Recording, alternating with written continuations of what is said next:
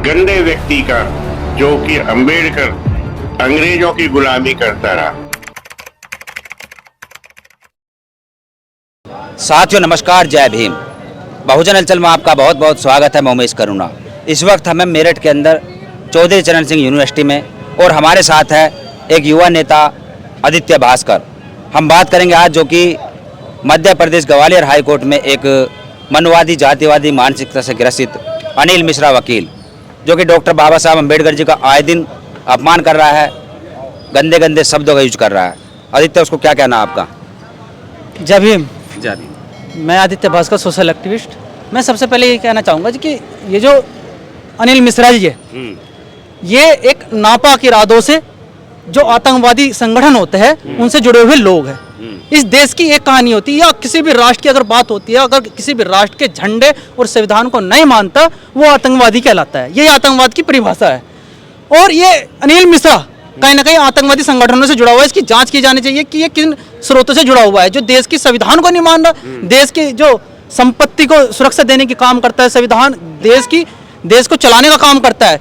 मैं ये क्या कह रहा है, ये मनोवादी सोच से निकले हुए प्यादे है। और ये प्यादे अभी नहीं दिख रहा है कि एक कहानी होती है अम्बेडकरवाद, इसमें ब्राह्मणवाद में, कि अब कलयुग आने वाला है। कलयुग नहीं आने वाला, अभी तो सतयुग आने वाला है। ये कलयुग क्यों कहते हैं? जो इन्होंने पाखंडवाद चलाया था उस पर चोट, हर रोज चोट हो रही है। अभी देखने को मिल रहा है पुलिस विभाग का अपमान कर रहे हैं अनिल मिश्रा। एक वो हिना खान युवा पुलिस की ऑफिसर थी, उनके सामने अपनी जब इनकी कोई बात रख नहीं पाई है, अपनी बदतमीजी का स्तर ये पूरा लांग चुके थे, इन्होंने हदें पार कर दी। तो ये लास्ट क्या प्रपंच धर्म का सहारा लेता है, कहते हैं जय श्री राम जय श्री राम। और मैं सैल्यूट करना चाहूंगा उस हिना खान को, पुलिस के अफसर को, जिसने रिप्लाई में कहा कि जय श्री राम, फिर ये बोल नहीं पाए, क्योंकि ये धर्म का सहारा लेते हैं और धर्म की बेड़ियों में ये लोगों को बांधना चाहते हैं। इनका पाखंडवाद अब सबके सामने आ रहा है। और मैं अनिल मिश्रा से कहूंगा, तुम तो हमारे जूतों के लायक भी नहीं हो, अगर रही बात जूतों की, तो इतने जूते बजेंगे, कोई तुम्हें बचाने वाला नहीं मिलेगा इस देश में, बचाने वाला नहीं होगा, समझ रहे हो?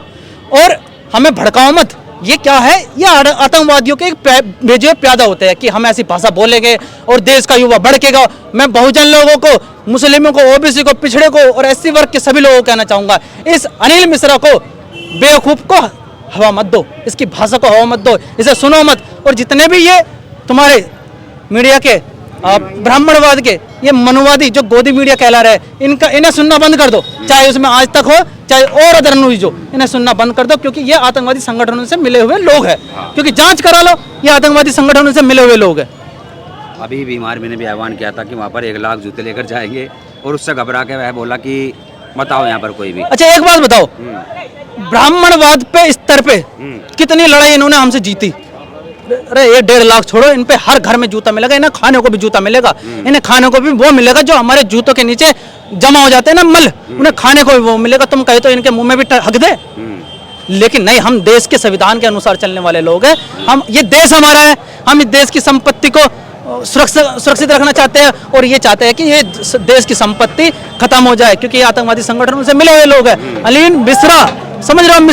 मिश्रा ये उन्हीं लोगों से जुड़े हैं जिनने देश को हमेशा नुकसान पहुंचाया। ये इनकी रणनीति रही है, आज भी वही रणनीति अपनाना चाह रहे हैं।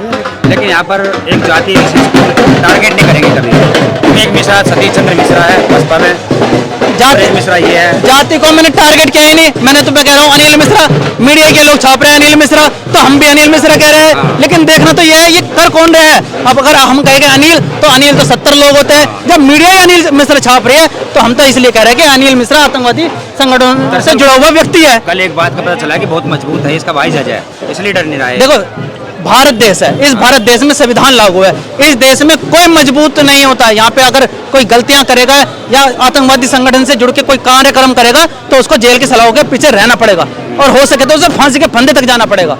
ये देश का संविधान कहता है, और देश का संविधान इस देश को सुरक्षित रखे हुए बाबा साहब भीमराव अम्बेडकर जी ने देश सब जब आजाद हो गया था, तो ये संविधान लागू किया। इसलिए क्या कि जो देश की संपत्ति है ये हमारी सुरक्षित रहे, और इस देश की संपत्ति को अपने भाषणों के द्वारा भड़काने की जो कोशिश करेगा, वो जेल के अंदर होगा, और जरूरत पड़ी तो फांसी के फंदे तक होगा।